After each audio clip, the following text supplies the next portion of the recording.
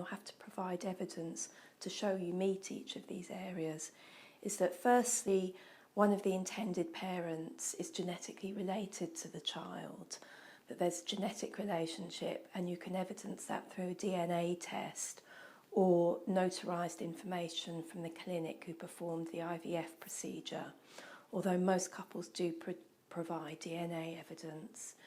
You need to be able to evidence that both commissioning parents are over 18, that they're married or in an enduring stable relationship, that the child's home is with the commissioning couple, and that home must be within the UK. One of the criteria is that you must be domiciled in the UK.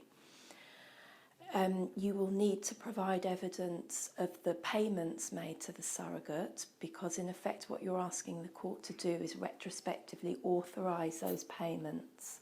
So you will need to keep very careful records of the sums paid, the timing of the payments, evidence that the surrogate received the payments, and give an overall summary of what constituted hospital expenses and what the sum was that went to the surrogate mother simply for her compensation. So keeping those records very carefully are important. Another issue is the consent of the surrogate mother, which you will need to evidence. You will need to show that she gave her consent to the making of a parental order.